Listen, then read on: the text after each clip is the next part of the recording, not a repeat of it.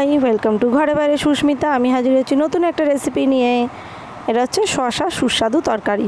তোমরা বাড়িতে এটা অবশ্যই ট্রাই করো। ভালো লাগলে লাইক শেয়ার কমেন্ট করতে ভুলো না। আমি এখানে নিয়ে নিয়েছি পাকা শসাগুলো আমি ছাড়িয়ে ডুমো ডুমো করে কেটে নিয়েছি ধুয়ে, দেখতেই পাচ্ছ। আমি এখানে 4টের মতো বড় বড় শসা নিয়েছি। 3টে চেরা কাঁচা লঙ্কা। আমি এখানে বেশি ঝাল দেবো না, তোমরা তোমাদের মতো ঝাল দিতেই পারো।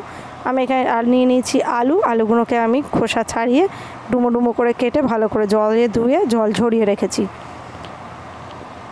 বসিয়ে দিয়েছি কড়াতে দিয়ে দেবো সর্ষের তেল দেওয়ার পরে দেখো কড়াটা আমি সর্ষের তেলটা ভালো করে নাড়াচাড়া করে নিচ্ছি।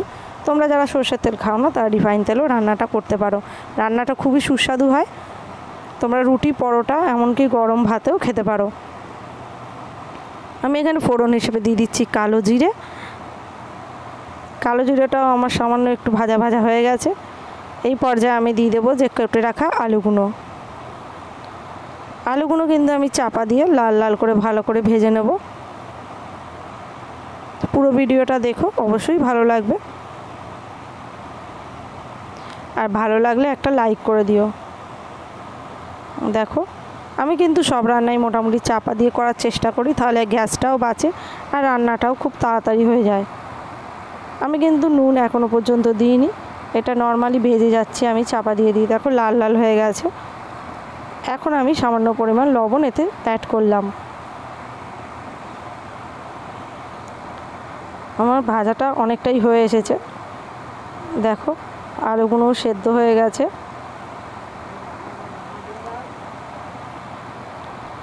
এই পর্যায়ে আমি দিয়ে দেবো শসাগুলো, যেগুলো জল ঝরিয়ে আমি রেখেছি।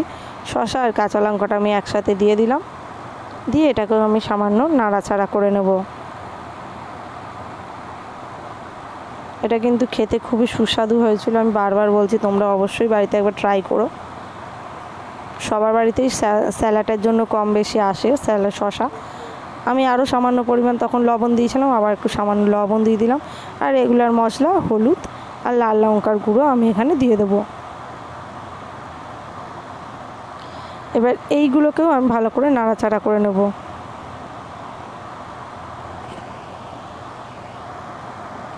এখানে রেখেছি রসুন বাটার যে জলটা, ওটাও আমি দিয়ে দিচ্ছি। আর দিয়ে দিলাম এখানে সামান্য পরিমাণ গরম মশলার গুঁড়ো।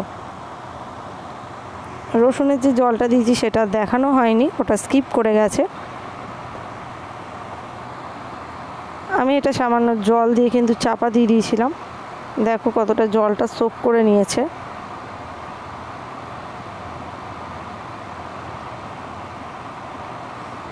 আরও এখানটা আমি সামান্য জল দিয়ে দিলাম, কারণ যাতে আরেকটু শসাটা সেদ্ধ হয়ে যায়।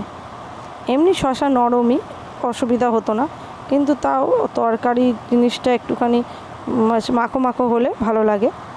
দেখো এখানে আমি জল দিয়ে দিয়েছি, দিয়ে আমি এটাকে চাপা দিয়ে দেবো 5 মিনিটের জন্য। দেখো 5 মিনিট পরে আমি ফিরে এসেছি। তরকারিটা আমার মোটামুটি কমপ্লিট। এই যে জলটা আছে, এটা আমি নাড়াচাড়া করে গ্যাসের ফ্লেমটা জোরে রেখে জলটা কড়ার মধ্যেই শুকিয়ে নেব।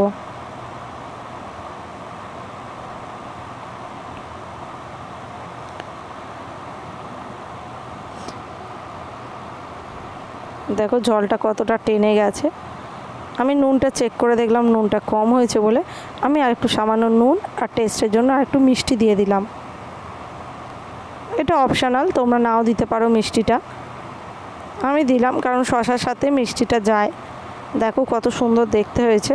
আমি এটা কিন্তু আর শুকনো করিনি, এটাই আমি ডিশের মধ্যে ঢেলে নিয়েছি। দেখো কত সুন্দর হয়েছে।